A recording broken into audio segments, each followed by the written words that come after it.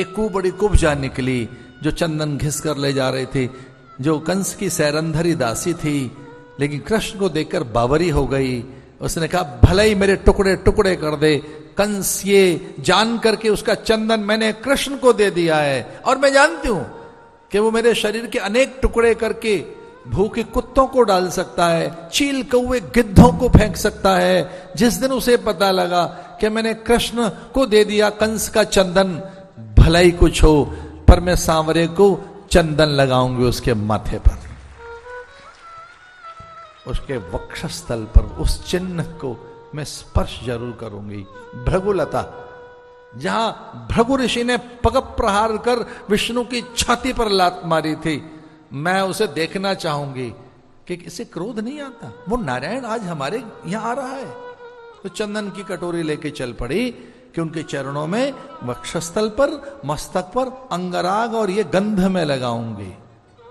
गंध द्वारा दुरादर्शाम नित्य पुष्टाम करी क्षणिम ईश्वरीम सर्वभूतानाम ताम होपवे श्रेयम। अपने कल्याण के लिए वो निकल पड़ी, और जैसे ही अंगराग और जैसे ही चंदन परमात्मा को सौंपने लगी, भगवान ने उसका हाथ पकड़ लिया। अब भाई अंदर की बात तो ये है कि कुब्जा प्रभु से प्रेम करते थे, स्नेह करते थे, और प्रेम करने का अधिकार तो हर किसी को है, आदर करने का, श्रद्धा का, विश्वास का। भगवान ने जैसे ही उसने आगे हाथ बढ़ाया तो कुबड़ी का, कुब्जा का तनिक सा हाथ पकड़कर भगवान ने कोटि कोटि रंभा और उर्वशी मेनका अप्सराओं का सौंदर्य दे दिया। एक पल में ही वो कुबड़ी सुंदरी हो गई। जानते हो क्या हो जाता है?